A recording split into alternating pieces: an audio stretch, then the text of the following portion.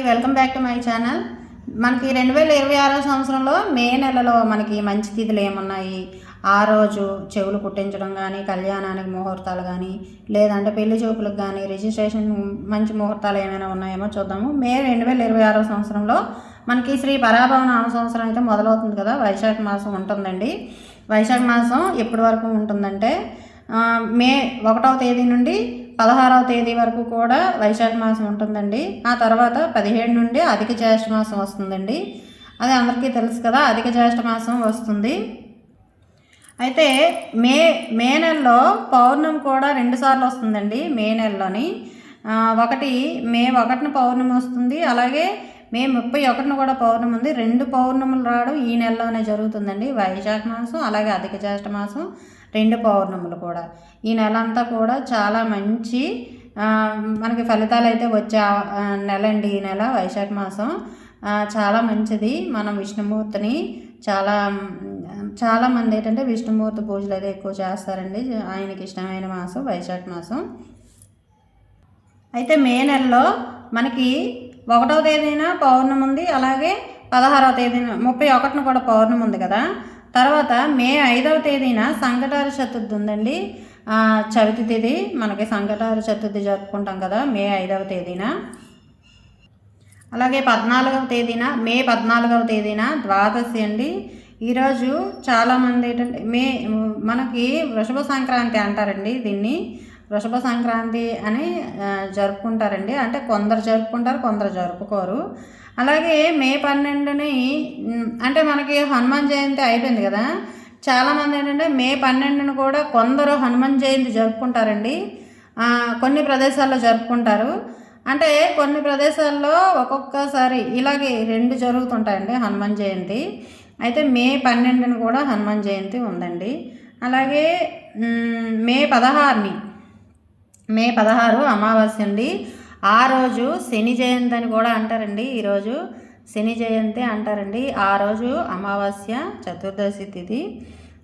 అయితే మనకి మే 28న నిర్జల ఏకాదశి వచ్చిందండి. మే 27నే తగులుతుంది తిథి. 7:51 నుండి కూడా మొదలైపోతుంది. ద్వాదశి 28న ఉంది. ఉదయం తెలుసు కదా, ఉదయం 9 ద్వాదశి ఎప్పుడు అయిపోతుందండి. అయితే ఇది నిర్జల ఏకాదశి అని కూడా అంటారండి దీన్ని. మే 31 ఏరువాక పౌర్ణమి అంటారండి.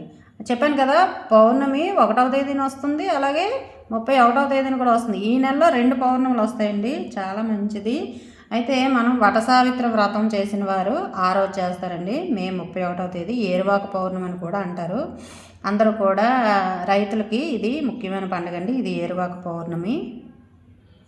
అయితే ఇప్పుడు మనం కొన్ని రోజులు పౌర్ణమి ఎప్పుడు తిథి ఏంటి చూద్దాము. మే 1న ఏమొచ్చి పౌర్ణమి అండి. రాత్రి 9:13 వరకు అంటే 10:28 నుండి కూడా రాహుకాలం వచ్చేస్తుంది. అయితే ఆ రోజు స్వాతి నక్షత్రం అండి, చాలా మంచిది స్వాతి నక్షత్రం. అలాగే విశాఖ నక్షత్రం కూడా రాత్రి 3:17 వరకు కూడా స్వాతి ఉంటుంది. తర్వాత విశాఖ నక్షత్రం వచ్చేస్తుందండి. మే పౌర్ణమి ఆ రోజు మే 1వ తేదీ పౌర్ణమి అండి, చాలా మంచిది ఆ రోజు. అయితే రాహుకాలం 10:38 నుండి 12:13 వరకు కూడా రాహుకాలం ఉంది. ఈ సమయం తప్పించి మిగతా అంతా కూడా చాలా మంచిదండి. ఆ రోజు ఏంటంటే శుక్రవారం పడింది. మెయిన్గా శుక్రవారం పౌర్ణమి చాలా మంచిదండి. ఆ రోజు లలితా పారాయణం చేసిన వారు, అలాగే వెంకటేశ్వర స్వామి వజ్రకవచం చదివిన వారు, అలాగే ఇంకా హనుమాన్ జయంతి హనుమాన్కి సంబంధించిన హనుమాన్ చాలీసా చదివిన 1000 రెట్లు మంచి ఫలితాలు అయితే వస్తాయి. ఇప్పుడు మొదటి వారానికి చూద్దామండి. మే 1 తిథి ఆ రోజు స్వాతి నక్షత్రం అండి. తిథి పౌర్ణమి కదా. అలాగే 2వ తేదీని కూడా పౌర్ణమి గడియలు ఉన్నాయండి. అలాగే పాడ్యమి కూడా స్టార్ట్ అయిపోతుంది. మే 3వ తేదీన విధియ అండి. మే 4 వరకు ఉంటుంది. తర్వాత తదియ వస్తుంది. మూలా నక్షత్రం అండి. అలాగే మూలా నక్షత్రం 6వ తేదీన ఉంది. పూర్వాషాఢ కూడా ఉంటుంది. అంటే తగులు మిగులు కదా, ఈరోజు రేపు కూడా కలిపి ఉంటుంది. మే 6వ తేదీన కృష్ణ చవితి అండి. ఆ రోజు పంచమి వెళ్ళిపోయి చవితి వస్తుంది, పూర్వాషాఢ అనమాట. 7వ తేదీ పంచమి వస్తుంది. చవితి వెళ్ళిన తర్వాత పంచమి వస్తుంది. పంచమి తర్వాత మనకి పూర్వాషాఢ నక్షత్రంతో వస్తుందండి ఆ రోజు.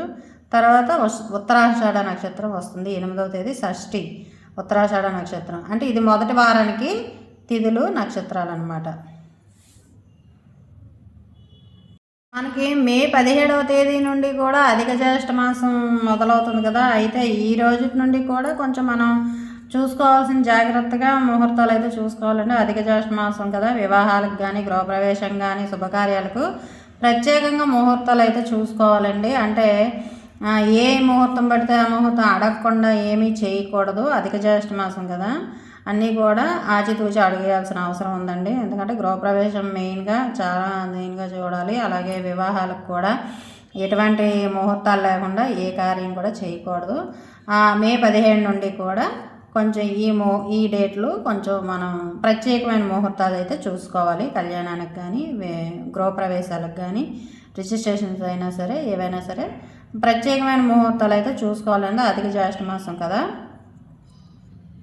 ఇది ఈ మే నెలలో వచ్చిన ముహూర్తాలండి. అలాగే పండుగలు పెద్దగా ఏం పండుగలు అయితే ఏం లేవు. ఒకటి పౌర్ణమి, ఒకటిను అదే వినాయకుడి పూజ సంకటార చతుర్థి 5వ తేదీన, ఏకాదశి ఒకటి ఉంది. అంటే ఈ నెలలో ముఖ్యమైన పండుగలు అయితే ఏమీ లేవండి.